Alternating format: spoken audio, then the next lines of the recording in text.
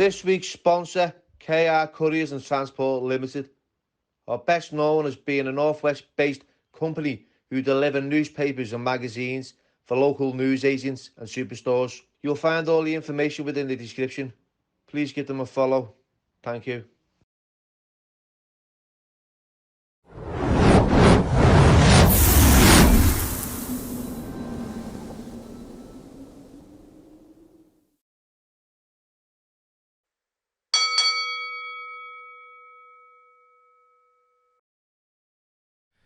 Hello everybody and welcome to the Billy Moore podcast, and today's special guests are Denise Fergus and Stuart Fergus. Welcome. Hi, and thank you for coming along. No problem. Thanks for asking us. How are you?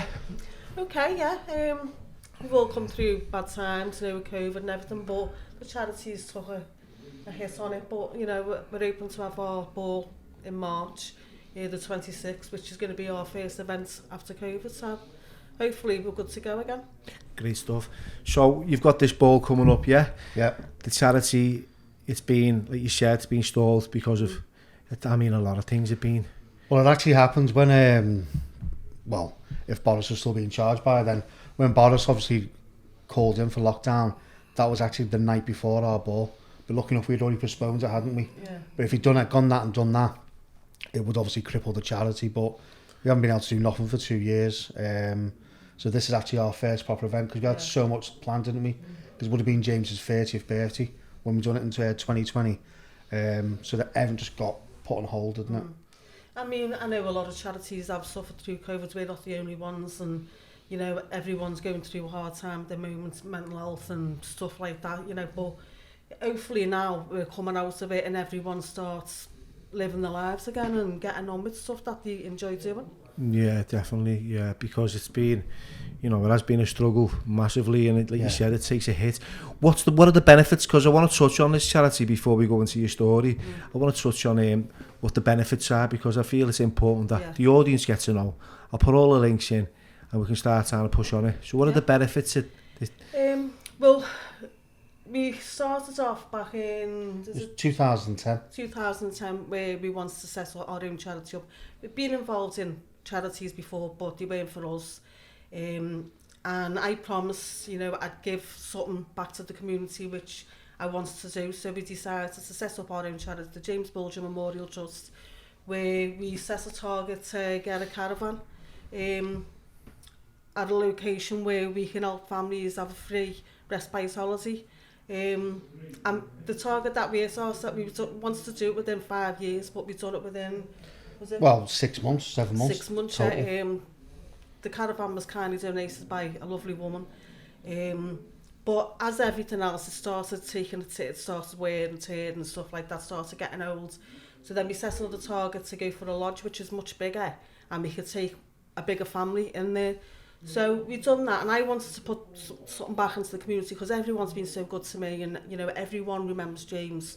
So I wanted this memory to be a nice memory in this charity, not just by the murdered child. By doing that, we have got the lodge, we've got that now, and it's absolutely amazing. It's like home from home. But it just gives families a chance to come together, talk about what they're going through, what issues they're going through, bereavement, kids who were struggling in school and stuff like that, kids, who were doing good, because I don't think they get recognition anyway, kids who were doing well and good in school, but just on a large scale, aren't we? Yeah, we've got quite a wide spectrum to help, like obviously kids have been bullied, victims of crime, so it's quite a wide spectrum, and we've helped quite a few families for the time. Yeah, we have, we've helped. But it's not just that was one side of the thing that we do, and it's like, if like respite breaks. But then obviously we needed to find the perfect place for it, which we did, up in Blackpool, Ribby Hall Village. Yeah. So obviously we've got the lodge, so that's great. But again, it's continuing. The site fees, I just paid them before Christmas, £7,000 just for site fees alone. And it's every year it grows, it's getting tier and tier. And then we've got the maintenance as well of the lodge, everything like that. So we've done that, and then we're like, well, what else can we do? So then obviously before COVID hit, we were like working out, it's like, we got friends who like run panto companies and stuff like that. So we're giving families like nights out for pantos, meals, cinema tickets. Just trying to give. There's a lot of kids out there who can't afford stuff. And then we came up with the idea one time. the amount of kids that when they go back to school, they talk about like going to America, going to Spain, or they went to Alton Towers, places like that. And we know there's a lot of families that can't afford that. So we then came up with the idea called Kids Fest, which was based in Stanley Park. We thought there's no better place for it to be between the grounds at Everton and Liverpool. And it was a free community fun day.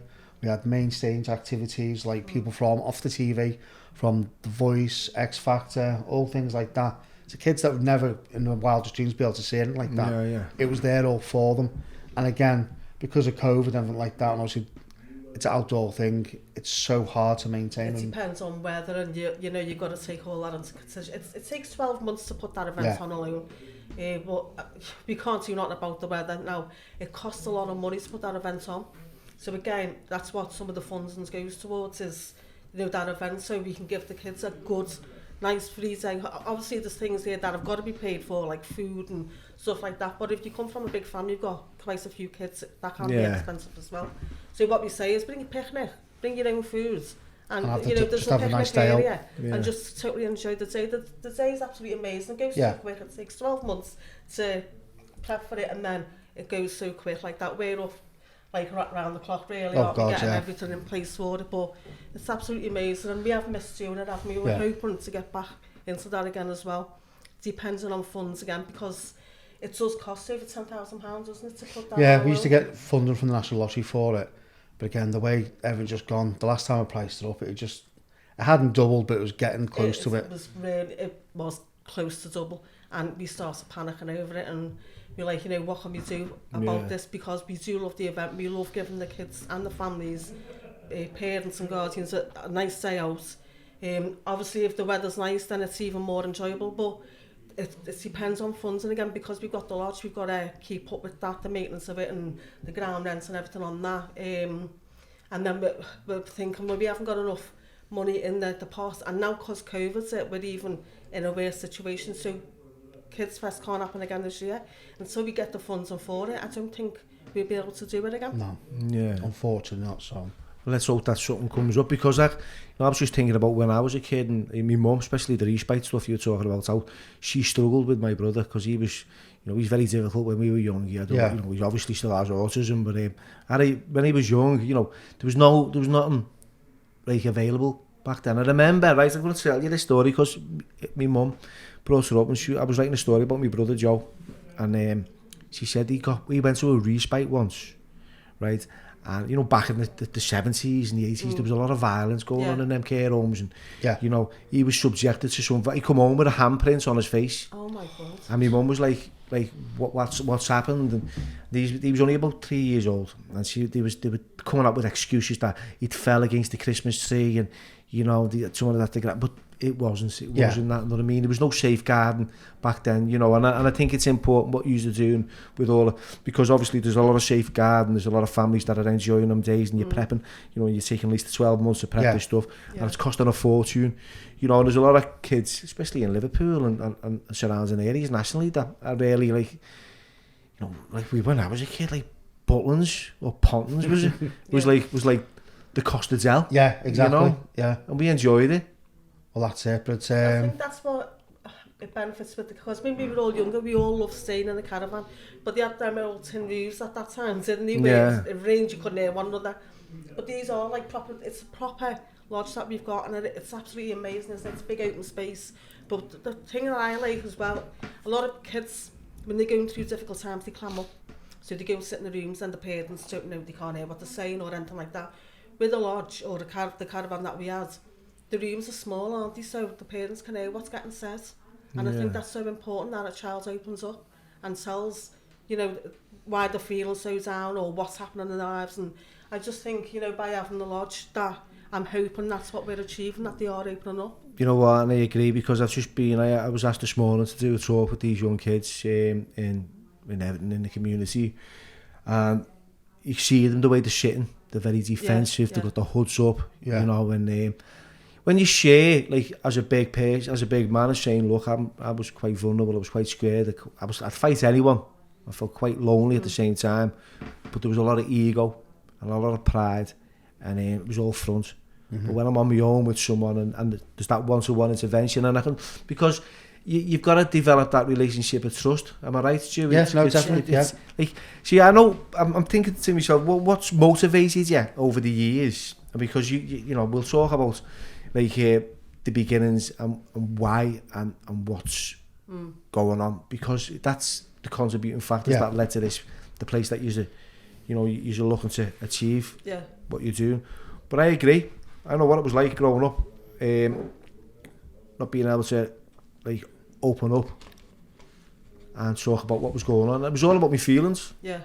Anxious, didn't know what anxiety was. No one explains anxiety to me. No, that's it. You just left to your own device type thing. And you know this as well as me, Denise, because you're around the same age as myself. Mental health wasn't spoken about when we were kids. We never. A lot of things weren't spoken about. No, mental health was like, it was like you're either a schizo, right, round a bend, or you were nuts. Yeah. There was no mental health awareness. There was no anxiety. I didn't even know what that was. No, definitely. It's all been, it's all changed, obviously, as you say, from what it was then to what it is now. Yeah.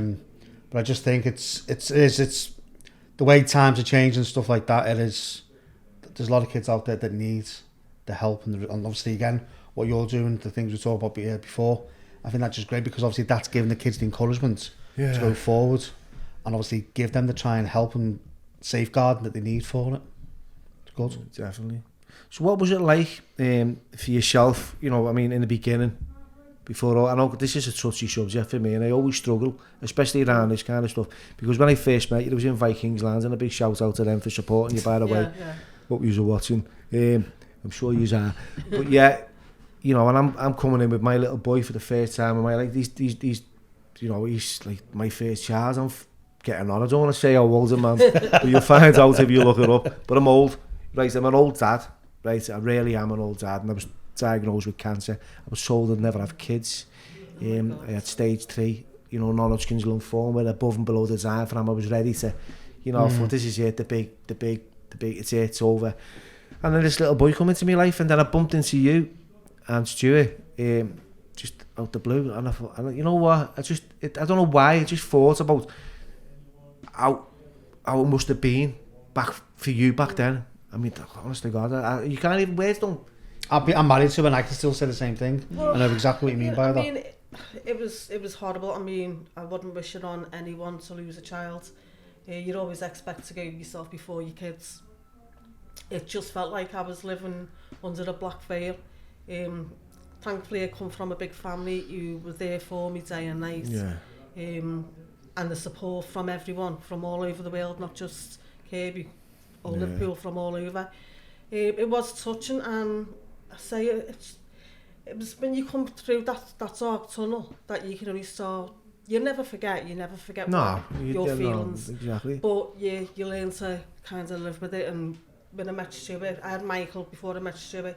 He just really turned my life around. You know, if Michael never come at that time, I don't think I'd be, and I've said this many times, I don't think I'd be sitting telling the story. He come at the right time for me, because I knew that I had to be there for him, and he was there for me. You know, and then I met Stuart, and it took me a while to introduce Michael to Stuart, because I didn't want Michael to get to know someone if he wasn't going to stay around. Yeah. So once I knew that we were, you know, going to be together, then I introduced Michael to you, didn't I? Yeah. Then we went on to have 2 more boys, the men now, and you know, just watching them growing up has been a massive thing to me, because that's something I never got to see Kirsty or James do. I never got to see them grow up. They never spent no time at school or anything like that. So yeah, I mean, it has been one big roller coaster of a life for me, and yeah, I still go through it, especially when it comes up, you know, when I've got to go off fighting to do something else. But I've always said I'm 2 people, wife and mother, but I'm also mother to James, and I'll never forget that. And when I need to go fight for something for him, I will do it. Yeah, I live next to Kirkdale Cemetery, and I spend a lot of time walking the dog there, and they always pass by, and you know, I never really knew that James was in that cemetery until, you know, I'd seen his headstone. And you know, I remember the balloons when he was 30. God, remember that? You never forget that. All that was in the back of the God, they were ending up crying in the end, weren't they? It was funny. I'm terrified of balloons anyway, even the ones without helium, I'm terrified of them. So we had over 30 balloons in the back of our car. What car did we have at the time? It was only a small car, wasn't it? I'm trying to think what it was now. I think it was the Toyota, the Versa. But all three lads were at the back and these balloons were popping like mad, and I'm like clinging to him and the lads were screaming in the back what it was. I was like, we need to get up. It's when you look back at it, it's laugh at it. Yeah, it's just like sitting in a car full of clowns if you don't like clowns. But we did get over 30 balloons because we knew that we were going to lose one or two of them, but they were popping on us. Oh God, yeah. It was just mad. Because I remember walking, through the 70s, and that's the first time I'd ever noticed. Yeah. Because it was during, I think it was during the first lockdown, or the second, maybe, I'm not too sure. Maybe. It would have been the first. Yeah, the first lockdown, and everyone was doing a lot of walking back then, and that dog got walked like 10 times a day. But yeah, it was, and it brings up a lot of stuff for me. I'm going back when, 1993, and I remember it as well as anyone else. And for those that are quite young and don't know, it was the most horrendous crime that you could ever commit, and I know it was. It was the outrage nationally. Yeah, of course. Yeah. Was immense, and the support you got. Yeah. I don't know. I still get that support even after all these years. People still get in touch with me through social media and ask how I'm doing, or James's anniversary's coming up again. Yeah. So that's something that we've got to face again. Then it's his birthday after that. That's another thing we've got to face. But I just say each year as it comes.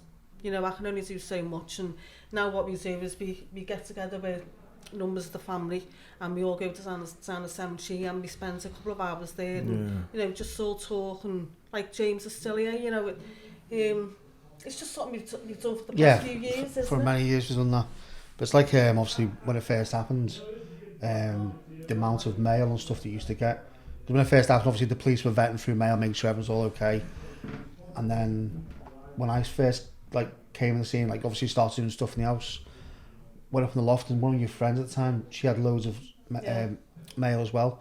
In our loft, I think we got at least 6, maybe 8 bags, the tall bags of Royal Mail sacks full of mail. Because you'll keep it all, don't you? Yeah. Never got rid of it. But nowadays, look enough technology change where it's now just an email or a tweet or something. You get the odd letter though, yeah, no, you still do. I was just thinking that because it was the social media wasn't around then, it didn't even need social media because it exploded anyway, didn't it? Massively. And it must have been taking that off to a lot of credit to yourself as well, because it must have been really difficult and awkward to liking someone and having to know the background of what happened, because it's not as if, and you know this as well as me, Denise, it's not as if you're just some random stranger who's met someone. You've actually got, you're quite well known. There are a lot of people, the public know you. Stuart's, getting involved in a relationship with you. It must have been quite difficult for yourself. Well, how did you feel? Yeah, well, we mean, and then when it first started getting a serious part of the relationship then. And then we sat down, and even you said, then, I think it was the first time it all came up again. It's listen, if you want to leave and we'll leave it at that type thing, I can understand. I was like, that's just one part of you as well. That makes me love her even more, because you can see she had this fight in her anyway for it. But then the first night we met, I had to go into town. It was my mate's 21st. And the way it was big gang of lads, and you slowly lose with each other. No, some will go somewhere, some will go a different direction. And I ended up going in the cavern with one of my mates. And again, just started talking, didn't I? Didn't know who she was or nothing like that. Yeah. And as we started talking, my mate kicked the back of my ankle. I was like, what are you doing? He's like, do you realise who you're talking to? And so just for that, obviously, that half an hour, I apologised to her. I was like, I didn't realise. She's like, no, do you know what? It was actually nice to be able to speak to someone without getting the questions. What's the motive or the agenda? Yeah. So, and that must have always been something, because at the back of your mind, when people are speaking to you initially in the early days, what and that would have been like a breath of fresh air to me. Someone doesn't know who you are, speaking to you and going, it's like meeting a celebrity, isn't it? And you don't know them. Say for Beyonce, for example. Oh God. You're bumping into Beyonce, you don't know, but you talk to her I'm not saying you're Beyonce and that way. Just compare. Can't sing like her. I can't sing like anyone. No, but I'm sure it's so that must have. And did you think it's weird, Anna, because you feel a need to apologise for being yourself, don't you? It's well, yeah, that's it. I mean, just obviously, say when that happened that night, I was like apologising and stuff like that. So then she just brushed to one side saying, again, no, it was actually nice. I think then obviously from there she could see the type of guy that wasn't just there trying to go, well, and I'm speaking to you and I'm doing this and that. We took the relationship quite slow, didn't we, at first? And again, obviously, it just built up from there. Then I got to meet Michael eventually. Kind of ruined that one for the first time, because the first time I've never had kids like before, so I was like, okay, take some drinks down for us and stuff, and I took loads of chocolate for Michael. She's like, why have you done that? I was like, oh, he'll be fine. She's like, he won't. And anyway, given that, within the hour, I don't feel all over me, and she just sat there laughing, going, that's down to you to sort out. And I'm like, I did say, yeah. Yeah. I did say, he's not eating all that. I was alright, just kept it. But I'm like, I was a mum where, you know, you've got to eat food before you have sweets. Yeah. They were limited, all my lads have been limited sweets. The only time they can have chocolate for breakfast is if like it's Christmas morning or Easter. Yeah. But I mean, every morning I made them have breakfast. You couldn't go out to school or anything like that without having breakfast. I wouldn't let them leave the house, would I? Whereas I'm the opposite. I was feeding them but wasn't feeding myself, so I was going without breakfast. So I'm not a morning person anyway. No. And you know, I get up and have a nice cup of coffee, and now I have a couple of biscuits with it, but that's my breakfast, so you know, at least I'm getting something. yeah, but no. And again, that was just the first stage where we met Michael, and obviously then we started obviously getting more serious and that then, didn't we? Eventually moved in, because I say Denise is a Kirby girl and she won't leave Kirby. Yeah. So I had to move from my dad's in Crosby to Kirby, and then we just set up, didn't we? You know, that's a nice house together, and eventually proposed, marriage, kids. And how long's that now? Oh God, quickly off the question. Been married 23 years. Wow. Yeah. So It's massive, that, isn't it? yeah, so be 24. 3 months in a relationship to I'm me glad was a you're long not- time. I wouldn't have known how long we were married. I'm glad you'd asked him. 23 years, Yeah. to it. Wow, that's it. That's it. That's What do you mean, amazing. 23 years, Stuart? So like, have you put up with that for that long? Back then I was Have you slim, put I on had hair. And you had no kids at the time? No. And now you've got 2 Well, 3, like, I mean, I mean, with I Michael. met Michael was 2.5, yeah. Is And I say I adopted Michael as well, but no, I still class he's me first. And that, yeah, you're right, and that's the same. And my partner's got 2 kids, and I've got 1, so and I class them 2 as mine. Although, you know, they're a lot older than my little boy. They're like teenagers. You know, I do. Well, I'm a great believer. What you give one, you give the others. You can't leave them. Oh no, he's No, definitely and not, you know, and Ed's dad's always been good, and he's always been in her life, and he's never been. I've never had anything to, you know, any issues, which is great for me to begin with. Yeah. You know, because otherwise there's always that you're torn between it, and you like choosing. So it's been like, and I'm like moving into a household at a late age, you know, due to me, the consequences in my own life going. And all my family from Kirby. My mum was from Kirby. She went to St. Kev's. Oh, yeah. Yeah, she went to St. Kev's. She's a bit older. She was you know, when she was in class with Maggie. Maggie Clark's. Yeah, I know Margie. I had Maggie on here. Maggie's.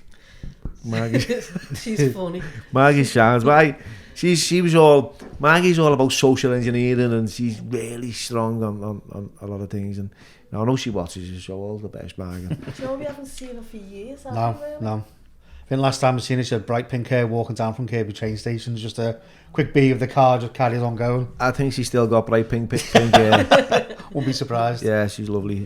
So yeah, all my family. I used to end up in Kirby as a kid all the time, out north with Maple Towers and Rufford Drive, and you know, and I think for me that was where my troubles began, really, because I was living in Speak, and my cousins were a little bit older, and I was impressed with what they were doing. It was that era of like heroin back in the 80s. Remember Stephen Graham lived above our Kathleen? Remember Dutchie? Yeah, his nickname was Dutchie back then. Oh my God, I can't remember. Stephen, you know Stephen Graham, don't you? You know Stephen Graham? Yeah. Because He's amazing. Do you know what the funny Yeah. thing is? Over the years, we will be somewhere, and then someone go, "Hey, Denise, remember me?" And like, I used to live next door, and she used to go and met and seen that many people, and your memories not the greatest at half the time either. With a minute, wasn't it? What was it? What was it that we watched with a minute? Time. It was Stephen Graham. I'm trying to think now. I know when I watch his You on Boiling Points. That looks really He's good. in everything, isn't he? Yeah. He's done really well. Because you know what I liked about Stephen, right? when we were kids, and he lived above our Kathleen, with his ma, right? He used to come down in the lift, and that lift used to stink of piss. He used to come down in that lift, right, with his little bag, and just do his own little thing. And I remember all the lads just standing there, and they were all smoking weed and just judging everyone going by, and he was getting on with his life. And I'm like, look at him now, look what is he going, little blah blah, little lick ass. And that's what, like, I know, you know, with the kids that you're doing, and what we want to, you know, in both aspects of like how we teach our kids going forward is the best pathway. Because the path that we were standing, we weren't even standing, we were just like staring, you know, observing and judging while everyone else was living. Yeah. You know, and he was going to these places and opening up. So this is, I like it. You know, I like the concept of what you're doing, you know. Yeah, because I said that's what you always said, wasn't it? Again, when a lot of people just obviously think about James, it's always that murdered boy. Yeah. And as Dee said, she wants to bring the positive into what was negative. And I think what you're doing in his name is memory is fantastic, because we are achieving and doing it. And again, the thing that I see is doing the volunteer, just doing the stuff for the charity. But then when we like you speak to family or something like that, it just brings that smile on your face, doesn't it? You actually see you're doing something to help other people out there. It just feels good helping other families in James's name. Because if that ever happened to James, we wouldn't we wouldn't be living the life that we're living now. So I just wanted to put something back, because I felt like everyone was like surrounding me, and everyone, you know, wanted to hug me and everything like that. And I thought, you know, do you know what, I want to put something back, especially, you know, with the kids of Liverpool, and give them like free respite. But you know, we've got one lodge at the moment, and you know, we would like to spread our wings, but we find it really hard now. And as I say, Kids Fest is definitely a no-go again this year, because we just haven't got the funds up. You must have found it really difficult as well, like you just said then about, you know, people, like, because it's people don't know what to say, do they?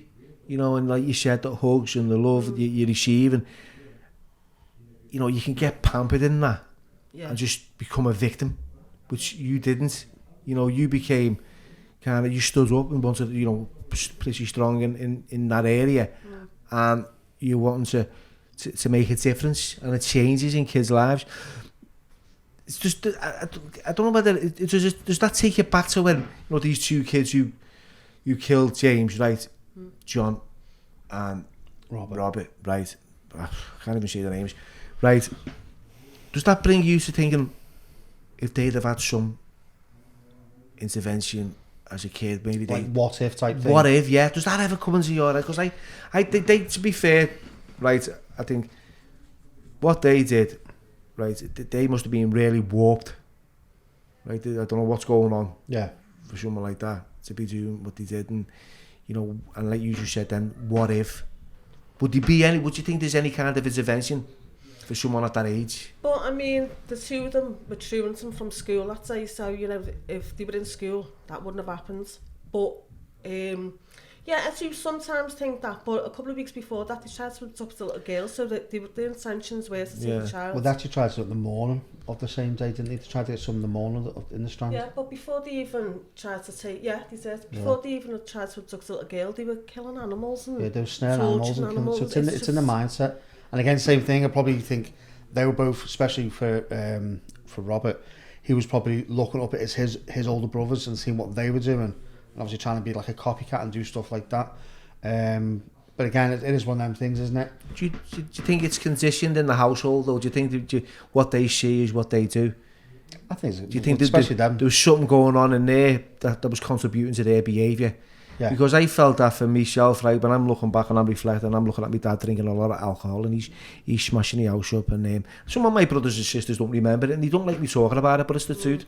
You know, and you go, you shouldn't say it. Well, look, it happened to me. It didn't happen to you. I feel what I feel. I felt what I felt. You know, my pain's my pain, and your pain's your pain, and whatever.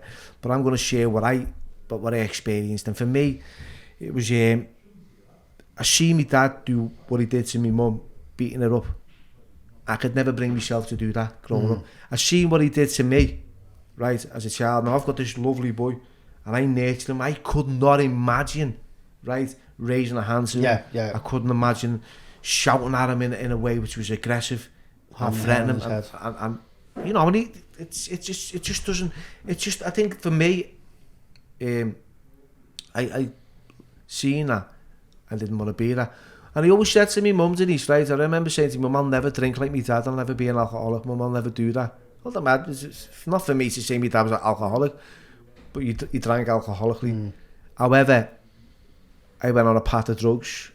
It's, you know, it's the same, whether it's wet or dry, they both get your eye. And for me, it took me down a different path to my dad, but it went down a life of crime. He was never involved in that. He was just a drinker, pain in the arse, spent every penny we had.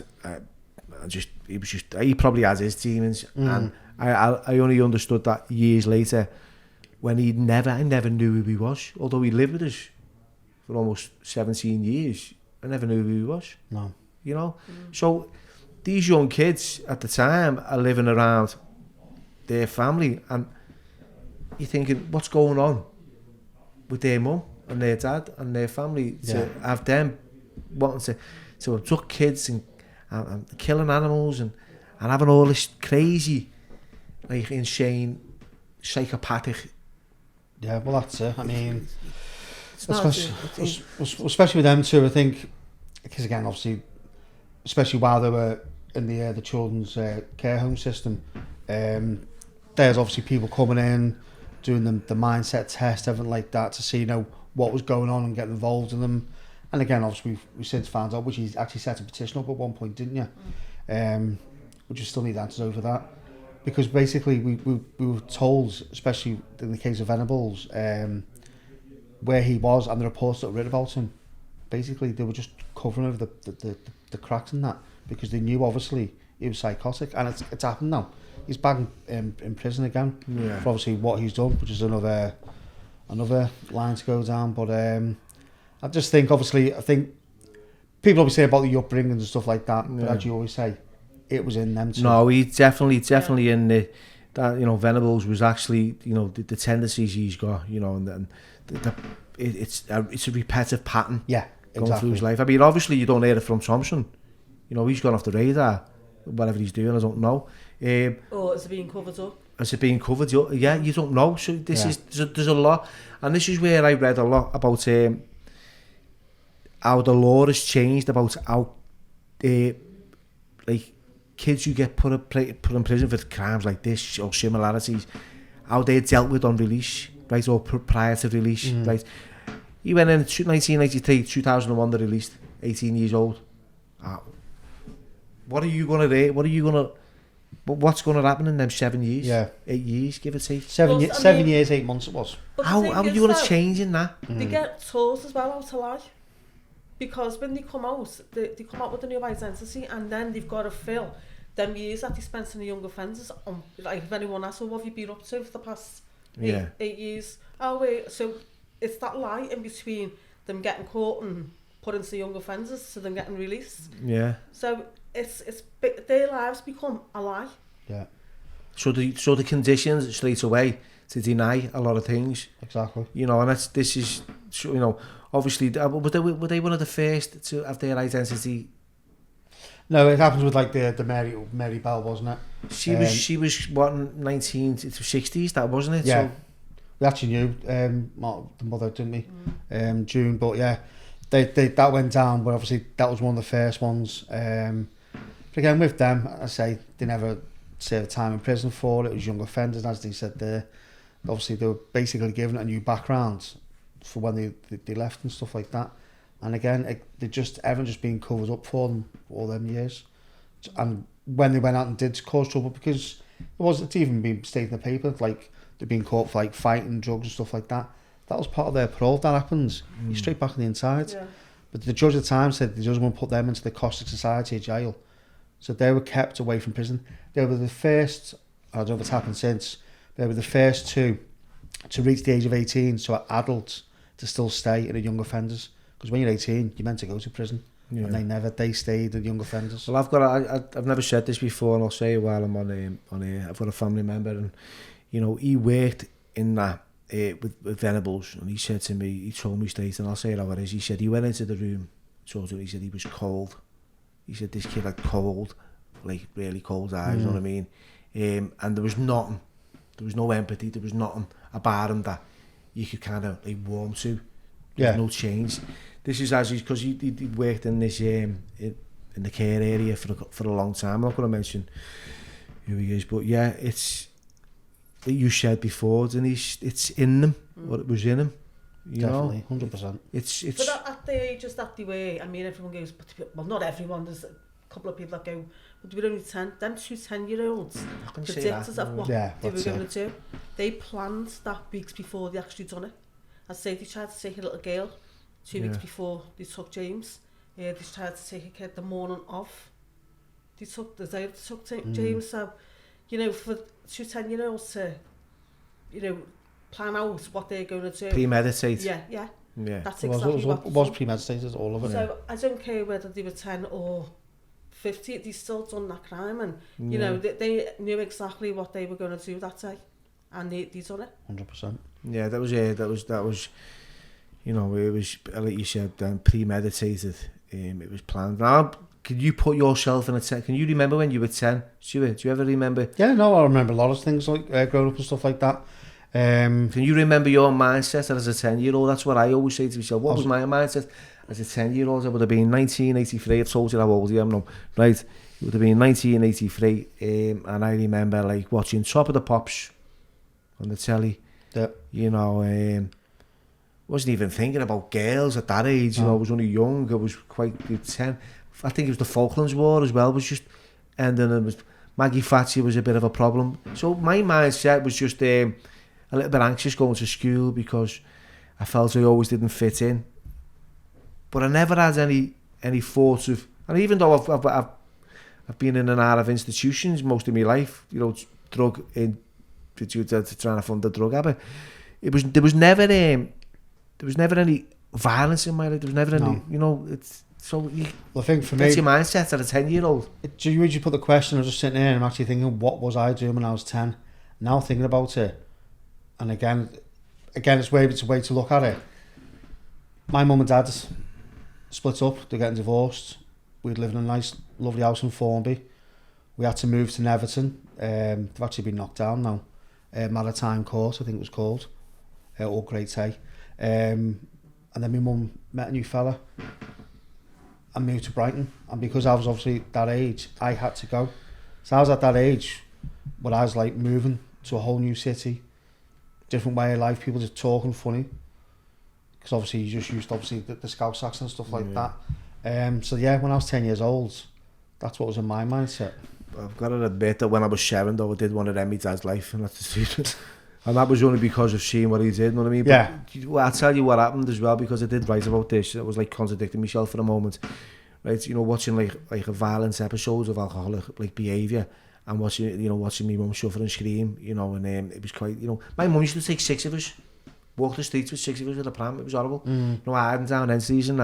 I was 7, 8, and I remember my dad snoring, the cigarette in his hand, lying there with the ash burning down, and I was thinking to myself, if I kill him, if I kill him, he will not harm us. Yeah. Okay? But what stopped me, and this is what stopped me, right? The fear of him waking up, right? Me not succeeding, and him retaliating, and the retribution, you know. So there's obviously, I'm thinking, you know, this is what I'm saying, this is where I'm coming across here. I'm thinking, I'm not actually going to do it. The thoughts are there. But if you've done it, the thoughts are there, but the actions aren't. So the thoughts were there, but the actions aren't. So what I'm hearing is the thoughts were there, but the actions were already there. They knew what like you said, they were already planning it the week before. They were already scoping. These are kids that, you know, at 10 years old, that are going through a system at 8, doing 8 years, 7. What did you say? 7 years, 8 months. 7 years, 8 months they got, yeah. How can you justify that? And how did that make you feel, though? Oh my God, because I mean, I remember the last day in the court, I went the last day because I was heavily pregnant with Michael. They didn't want to put the baby in any stress, and they didn't want to put me in any stress. So I was even advised not to go the last day, but I was adamant I was going because I wanted to wear the sentence that they got. So when I was sitting there, I was just looking at the back of them, and the two of them like sniggling, and you know, they must have thought it was one great big joke, and I don't know whether they thought they were going to live better lives than the lives that they were living. I don't know. But I mean, I was just sitting there and I just thought, You know, I totally forgot the question that you've asked. What was the question? About the sentence that they got and why you were in the court for it. The judge The feelings said, that you were feeling because you were expecting a big long... Yeah, but it was going by what the judge said, really. He just said, you know, but the crime that you committed was a serious crime, and I haven't heard a crime like that in so many years. And you are going to serve many, many years. On that note, I thought, oh my God, they're going to get to an adult prison. Yeah. So anyway, come away. They never give a sentence. They took them down, and it was a few weeks after that we heard that they only got 8 years, and I'm going on a tariff. Yeah, I went. No, I'm not having that. No way. So I started petitioning, and it was Michael Howard at the time. Yeah. I took it to him, and he raised it to 15 years. I wasn't happy with, but I was prepared to accept it because it was more years than what they'd been given in the first place. Well, he said he had no right to up the jurisdiction to 15 years. Yeah. So they brought it back down. So again, I'm sitting there thinking, no, I'm not accepting it.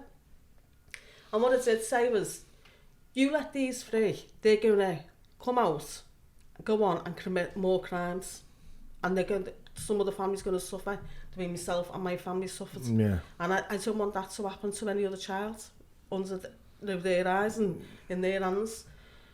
But I just felt like I wasn't getting listened to, and you know, they were released, and we haven't heard from the other one. We don't know if it covers up, but we know that the two of them have been in trouble. Even before Venables was recalled, he was in trouble, and it never reached the newspaper. They couldn't write about it anyway. Yeah, even if, you know, there was a they couldn't write about it, so we were in a situation where, you know, we were getting told stuff. We couldn't come out and say it because we weren't allowed to, and the papers couldn't print it because they weren't allowed to. So it was just one big gagging thing over us all, and we're thinking, you know, how are we going to get through this? So I was sitting in the bedroom one day, I was actually drying my hair, and she would come up and went, there was a piece of curry has been on the phone. I went, I was okay. He went, yeah, because we know he said he's our liaison officer from the police. And he says who was it, the parole? Is it the parole? The probation service. Probation. Yeah. Do you want to come out and see it? And I went, oh no. I went, you know what, one of them's done something. Yeah. So anyway, we booked a date in, and we got in, it was a week after. Was it a week later? Wasn't it? I think it was, because basically they turned up with someone from, I think it was Cheshire Police, wasn't it? Yeah. And again, I'll let you take it. So they were sitting there, and I went, which one is it? And they went, what do you mean? I went, which one's re-offenders? And they went, not allowed to tell you that. I went, okay, excuse me. So I went, well, has anyone been hurt? Not allowed to tell you. And every question I asked, they weren't allowed to tell. They're coming out and telling you. But I went, one's re-offended, but we can't tell you what's gone on yet. What are you doing coming out? But no information at all. You just tell me one's re-offenders and he's gone back in. But you can't tell me which one, you can't tell me what he's done or anything like that. And I went, and I think he's only sitting there because the press have got hold of this. This is going to hit the news today, isn't it? No one else knows. They were saying it was only us that know, and we've got to inform James. I said, that's fine. I said, but I know that this is going to hit the press. So I said, once they went, I said to him, we need to get the lads up the stairs.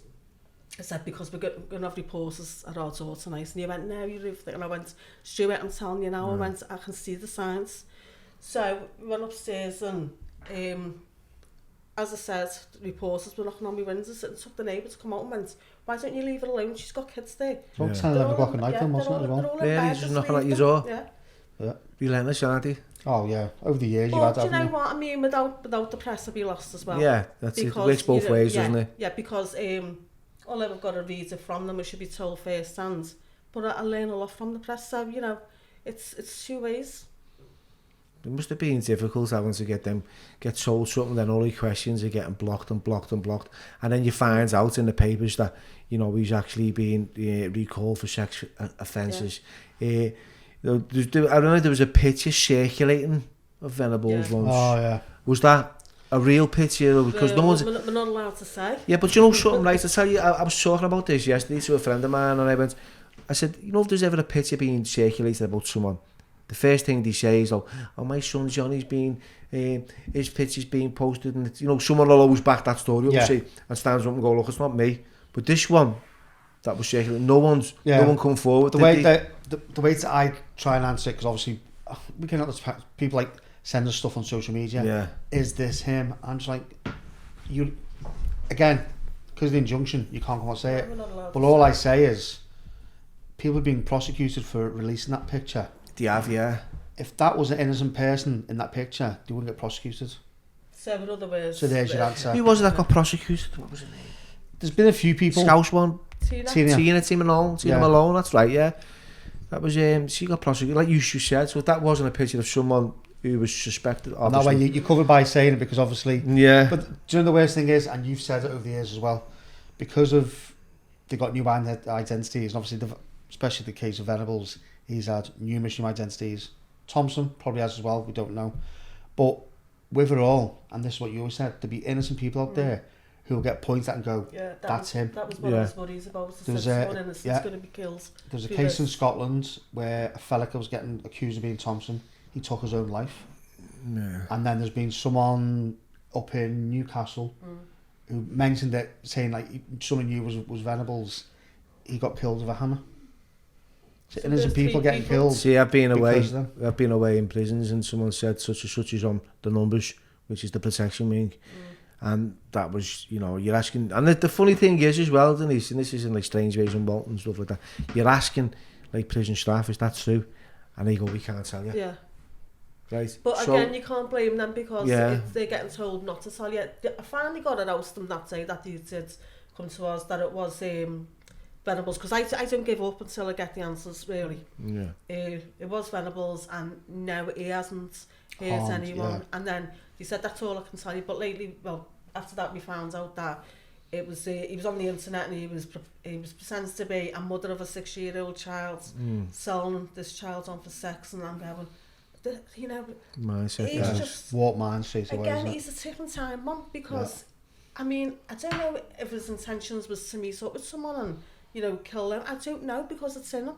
So as long as he's locked up, I think a lot of people are safe from it. Yeah. Now, what I worry about is when he gets out, because is he back away? Is he? Yeah, he still is at the moment. Away. Yeah. What I'm worried about is when he comes out, because he's so used to being inside, protected, looked after, fed, watered, clothed, everything like that. When he comes out, he's going to be looking over his shoulder, because he's going to be terrified in case he's recognised. So. Well, he's on the numbers. He's on protection wherever he is now, isn't he? He's not him. But one day he's going to be free, and what's he going to do to go back in to be safe again? He's up again for parole soon. Again, it always happens around the time of James' anniversary. I'm waiting for it. February's coming up on March, so I'm thinking it's going to be around them months. I'll be very surprised if it runs over. What was it? March the 19th? Was it? His birthday's the 16th. The 16th, that's right. 16th, so it's not that far away now, is it? No. So he's looking. See, we're in with kids. They got HMP, didn't he? Which is detained by Her Majesty's pleasure. Yeah. See, there was no life sentence. Like you get a life sentence with a tariff. They just got an HMP. But did their tariff have like 8.5 years on it? I think so at the time. Yeah, it was because I said they never served the full sentence what they were given. No. They were actually released early as well, weren't they? They weren't given a sentence. They got put into young offenders and got the best of everything. They did have better lives where they were, because we found out they had one-on-one education, stuff like that. Everything they asked for, they got, even down to wallpaper on the walls in the bedroom, what bedding they chose. I'm just like, there's kids out there that so much deserve that type of life, and yet they went and done wrong, and they're getting it. Yeah. I just couldn't get me around it. See, you can you? You can't. No. I mean, there must have been thoughts of like revenge from not only yourself, but obviously there was like the public.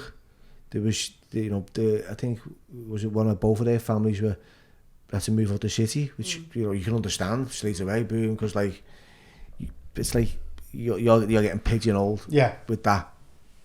Well, that's it, and I think obviously tarred with that same brush. Yeah. But again. How far does the apple fall from the tree? Yeah. That's the way I look at it The way people work it now is, if they can't get to the person that they want to get to, the best option is to go for the family. Yeah. Because I know my partner's friend was in school with one or either, it's both of them. When I think a year below or a year above. And this only got mentioned, and we found out the other day, and then they were like, didn't have much to say, but they were never in. A lot of truancy. Mm-hmm. So you're going back in 1993. I mean, we all skipped shag school. I've done it myself. I did.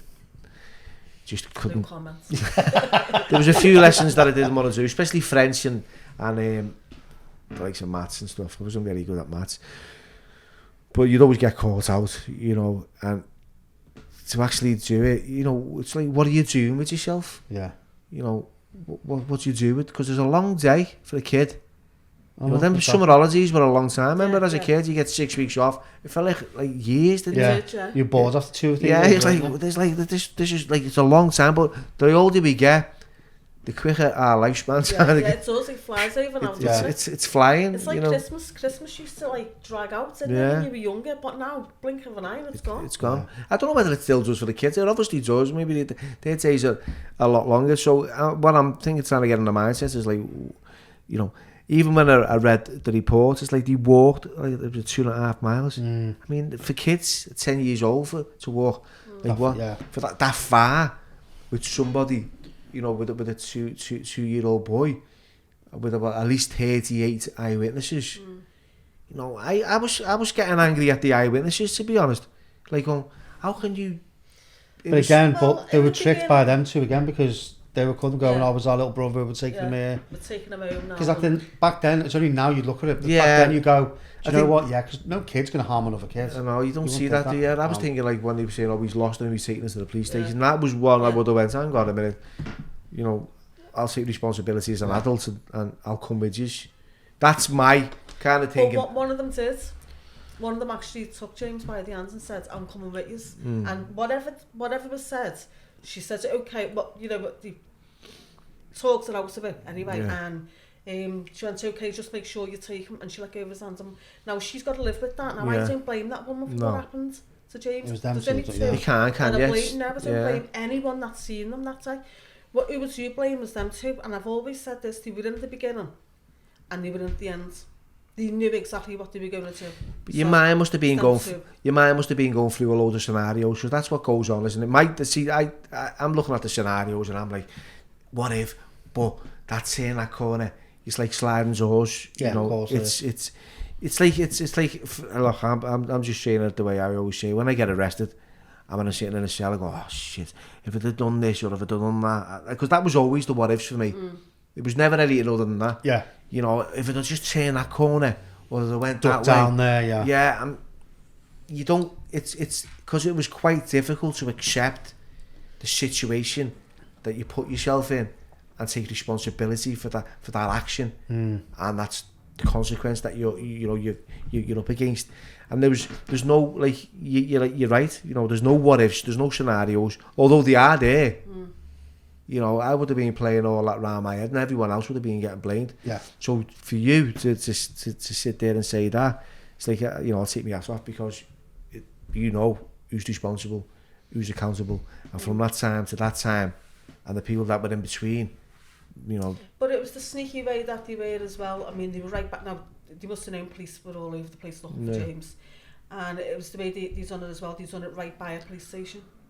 Walton, was it Walton? Yeah, it's only the road, yeah. So, I mean, I could only imagine what was going through the policemen, you know, what they were thinking, you know, how could it have happened on their doorstep? Yeah. When, you know, a lot of police were already out looking The for presence James. was massive, yeah. So, I mean, I'd like to ask someone who was, you know, in the station at that time, what was it like in there for them? Because they must have felt, you know, really bad themselves, because it happened right outside, well, not outside, but, you know, right by the station. The back of Walton police station, obviously there's trees and growth there, but it looks onto that area where obviously it all finished.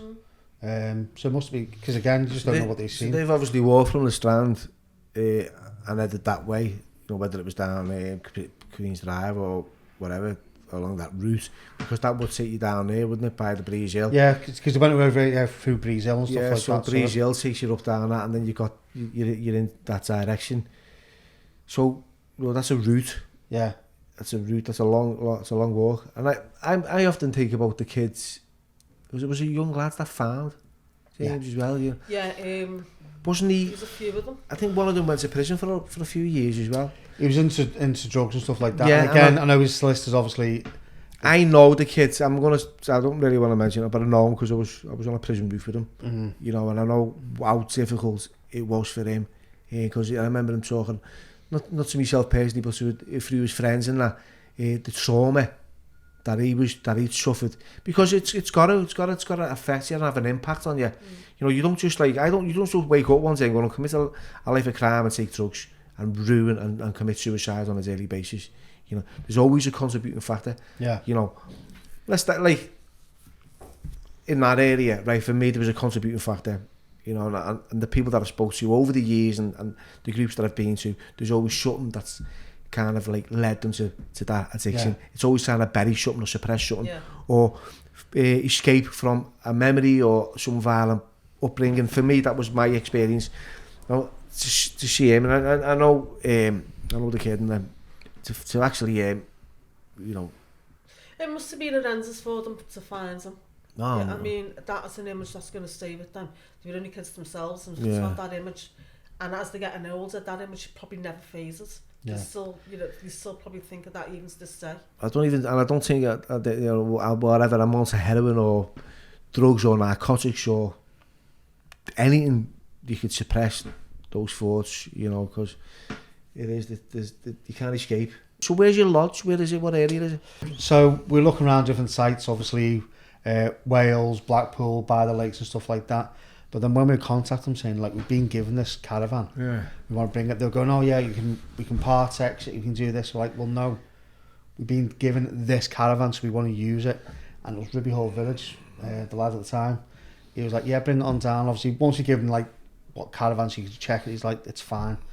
So we went, and then as soon as we drove on site, you just fell in love with the place, didn't you? I mean, as soon as you get outside, you have that waterfalls and everything.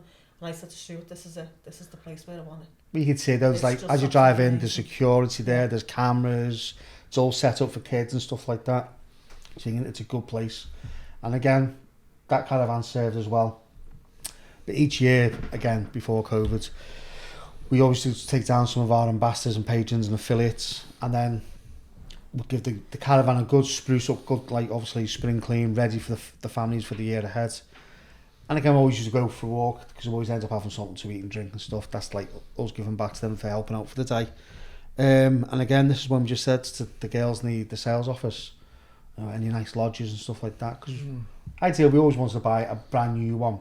But again, the price of them, over the top. The caravans, the lodges, yeah. The lodge over 200 grand, brand new. Are they? Well, there's some up there now over 450 grand. They're massive, are they, these lodges?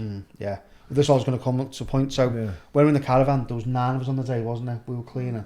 We all had like different roles, and it was always Liam ends on his hands and knees doing the toilets. I think that was his little thing that he must have liked sometimes. But then when we walk around, we walked into this lodge, and everyone just looked at each other, and we looked at Denise, because the first one we looked at, it was too close to like the lake, wasn't it? Yeah. And it kind of like the caravan, just a bigger scale. But this lodge we looked at, we were just like, wow. But there was 9 of us. But in the caravan, you kind of cramp sitting, standing together, 9 of us. In this lodge, it's huge. Yeah. I'm just like, do you know what? This is going to have James's name attached to it. Brilliant. And it was a couple, it was a family that owned it. Sadly, they lost the child, and that was the reason why they were getting rid of it. And then we bought it, didn't we? And strange enough, there was one time, was it Justin Timberlake? Yeah. I love Justin Timberlake, and Stuart was taking me to see him. Up in Manchester, wasn't it? We were in the arena where we were walking to go into, we were walking to go into the concert, and this woman kind of walked past, and then she shouted at me, so she come back, and I went, hiya, well, because, you know, I just thought it was someone being played. So she went to Denise, and I went, hiya, and she went, you just bought my lodge. And I went, oh my God, I said, we've come to see a concert, and I've just met the woman who just bought the lodge from. So it was just like surreal, really, wasn't it? You still like Justin Timberlake? Yeah. Do you know what? I mean, I like his music. I like it. Justin Bruno Mars. I love Bruno Mars as well. Oh, it's a big shout out. Yeah. I get a lot of requests for that when I play music, like a bit of Bruno and the karaoke. Yeah. But again, it's over the years. And I love George Michael as well. You like Michael Jackson as well? Careless Whisper. Yeah. I was in a prison in Thailand, right? So this is when Michael Jackson died, and I got a visit off someone, I don't know, some random stranger. They come in, they see your name on the list. The UK, been in there for a few years, and you know they call it banana visits because they come in and buy you bananas, and you know, and you'll just accept a visit because you've got no one, and especially with a tourist. And And there was this young lad and this girl that turns up, and the first thing I'm thinking is, I thought you bought me some food or some ciggies or something, you know what I mean? You know, you've come off to give up my time, yeah. And he went, guess who's dead? I'm like, I'm in here, don't get no reports of anyone, I've got no news, I've got no phone or nothing. And they're just going, go, guess, yes. And like, I'm trying to guess, you need to throw me a phone book here. Give us some Michael Jackson, but it was shocking, you know, that was, you know, you know. You were devastated, weren't you? Yeah. I was devastated when George Michael died as well, because it is... He got bad press though, didn't he? Do you know, he was a good man, because when he died, it come out that he helped so many people, but he didn't want to be recognised for it. He was just like giving money out left, right and centre. There was a lot of people that were giving bad press, weren't they? And you know, it's like George, good looking fella. Oh, yeah. Can't say nothing. Surprised he was, you know, it's like, what's his name? It was Andrew Ridgeley as well as Wham. Yeah. Wham. Remember that? Wham. Yeah. So I used to get confused. I think, oh, good looking fella, and he hasn't got a beard, you know. That was... There's a reason why. There's a reason why, but you don't know. No, of course you don't know. Careless whisper. Yeah. I can go all night with this one. Yeah, but yeah, I'm really grateful that you've come on. You're coming, and I know you've obviously told your story over and over again, and like I said earlier on, it was quite touchy. Do you know what I mean? It's a story that's going to. It's not a story to me. It's my life, but you know, it's something that I will always continue to do. So if I get invited to stuff like this, of course I'll do them. I can't do every single one of them, obviously, because I'm only one person. You know, with the charity, now we're hoping to be busy, but. Well, that's it. We're hoping to get even more busy now, because I do want to bring Kids Fest back. I think that's so important to us as well as having a lodge. But we just want to help so many families, especially around our area, because, you know, as Stuart said before, and I've said to Stuart, there's a lot of kids that, you know, the parents can't afford to take them away, or, you know, they can't go on days out because they can't afford it with us that. It's you know, it's there. And how rewarding is it for you to have... It's good because... It's hard work. It is hard work. I say it takes 12 months to put it together. And, you know, you've still got to take in fundings for it. Now we've got the lodge where some of the fund... We've got to make sure that's paid for. So you've got to pay for this lodge as well, on the ground? Yeah. So is you bought the lodge? Yes, the lodge, I mean... You're owning it outright? Yeah. However, you still got to pay for ground work? Yeah. And that's $7,000 a year? $7,000 a year. It's going up every year. That's heavy, that, isn't it? It's about 5% it goes up every year.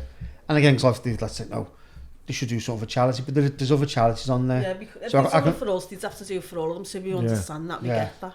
But but we bought it, I mean, the price we bought it for, I mean, you can buy like a 3-bedroom house for it, but again, just the factor of where it is, what's on the site, because once you get on there, you technically don't even need to leave the site. There's that much up there, and they're always doing it up. Like I think they're doing work on the new bar and grill, the restaurant. They're that's all getting done. There, yeah. Have you got loads of entertainment for the kids and that? That's there's loads of stuff on site, yeah. And again, Joey'd love that. he's still a kid. He's always. I'll have to get up there one time. Then have a little stay. He loves his little dancing and his little karaoke and his bevies and that.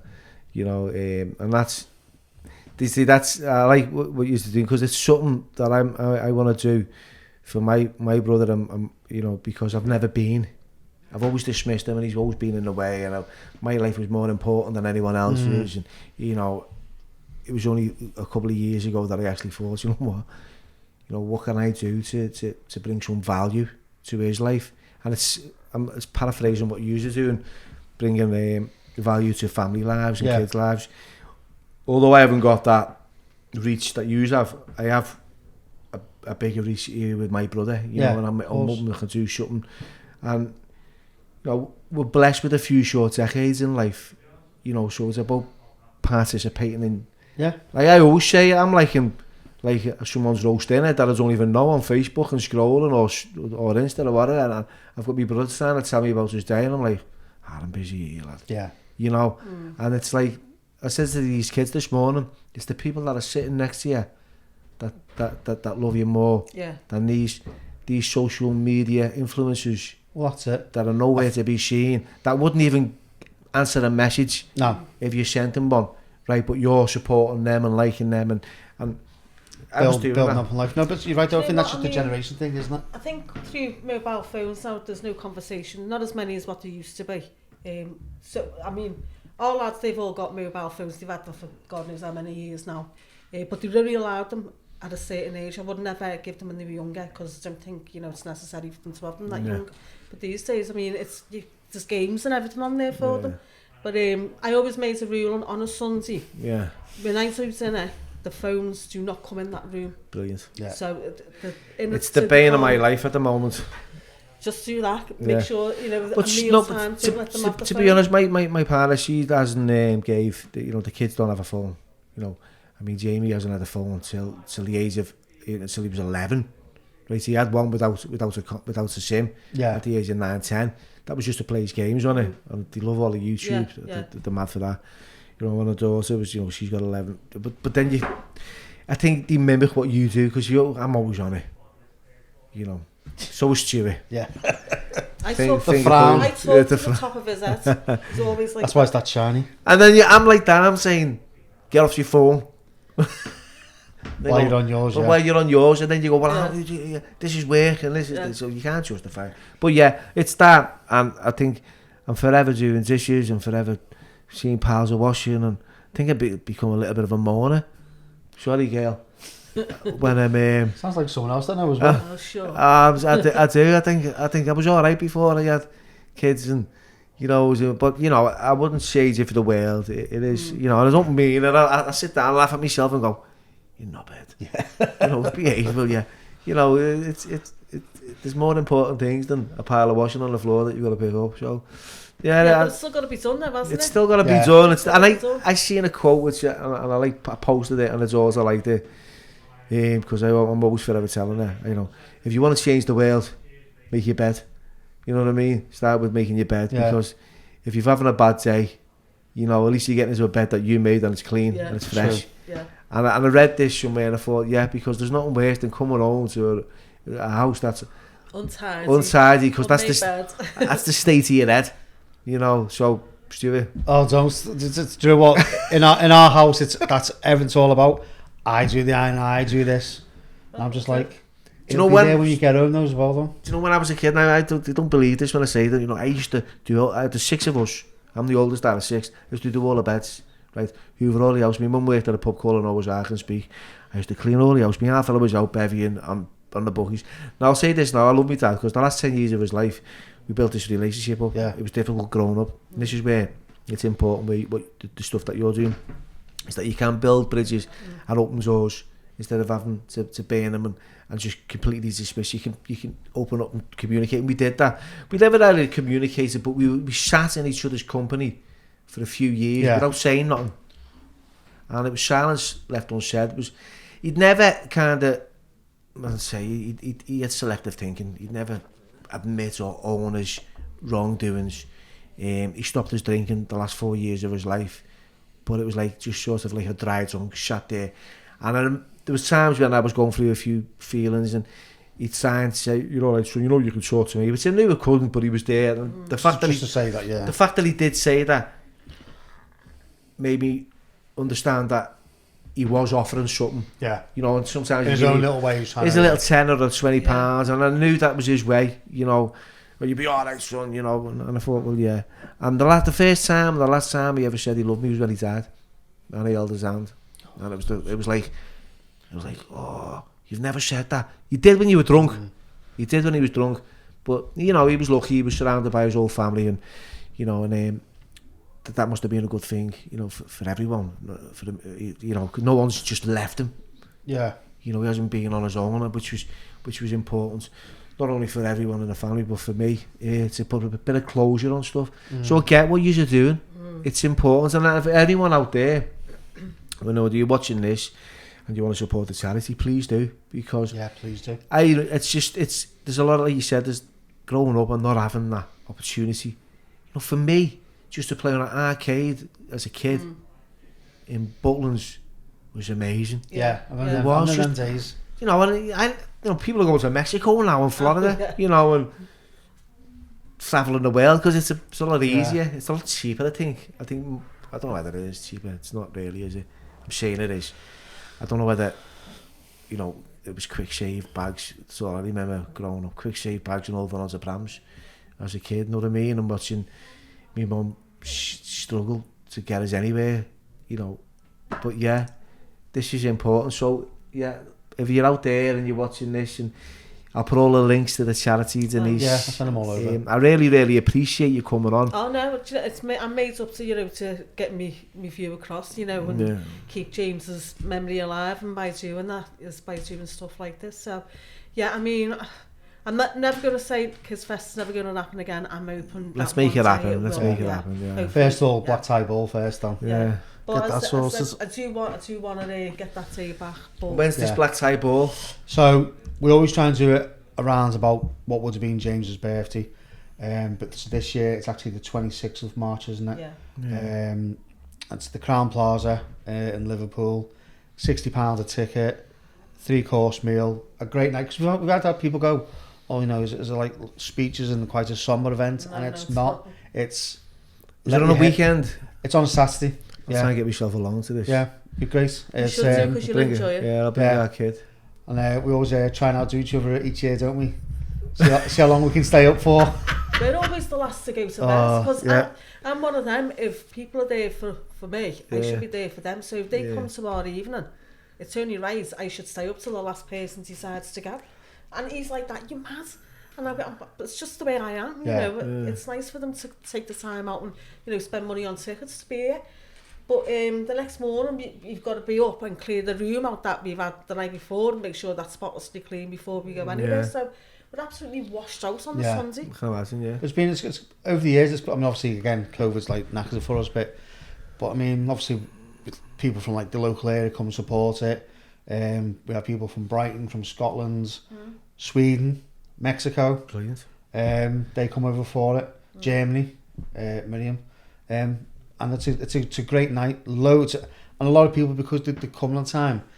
I won't say it's like a big family type thing, but they start seeing each other, and obviously they start to like see each other on Facebook, and like. So you don't have to actually know each other to yourselves to come along. It's not like a personal event, is it? So I'll put a link if you can send me one in the description. So if anyone wants to buy a ticket for this event, please do. It's supporting a great charity, and you know, we'll get that sorted as well. Yeah, but what it needs is for anyone who, you know, hasn't been to the event before, it's not a sad night, it's not about that, it's about, you know, I mean, I think we're going to enjoy it more this year because we've all been in lockdown for 2 years. Yeah. And, you know, we're just about venturing out now and getting to mix with people. But no, yeah, we do have a little say about James, we have a little video playing.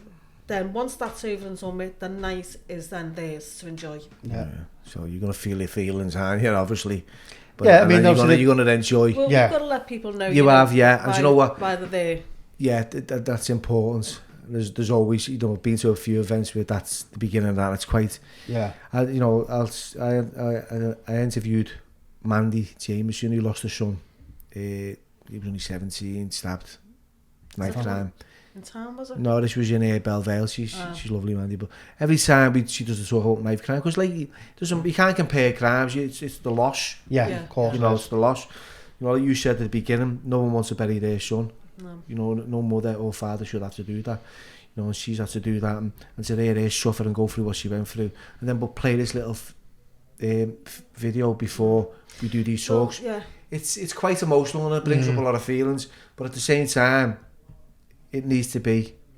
Well, at the end of the day, that's what the night's put on for. It's a memory, it's for them, yeah. I mean, we try and keep it low key, you know. Obviously, yeah, it is getting a bit sad at first, but then, as I say, once that's over and done with, the night's theirs to totally sit down, enjoy the meal, enjoy the evening, and just enjoy all the entertainment that we have. And maybe I can stop stuttering because I hear myself. See, the problem I've got now is when I used to do interviews, it was very hard for them to get words out of my mouth, whereas now I don't shut up, and they're like, he's like that, tracking me off stage, it's like I used to be saying a fourth and I'm saying something, so I think I sound like Wayne Rooney half the time. I know there's a few people out there that have judged me on that one. Keep coming back, but yeah, thanks again. Really appreciate. Thanks for you giving up your time. And no, it's fine. Honestly, it's, as I say, it's just nice to keep the story up and running. And, you know, without doing this, I don't think James I think he'd be forgotten about. And I say this at the end of every podcast, and I'm not going to leave you out on this one, Denise, because you know, any pearls of wisdom. What would you say? I know I've got to say this. what would you say to a young Denise Bulger walking through the doors of life, or just a young person? What pearl of wisdom would you offer apart from pick up your clothes? There's something I could say to that, but I can't say it on air. But do you know what? I don't know. I think what I'd say to myself, looking back on that day alone, is, you know, I shouldn't have let go of his hand. But on saying that, he wasn't left on the sides where the door was. I put him on the opposite side, and he only let go of his hand to pay for what I was buying.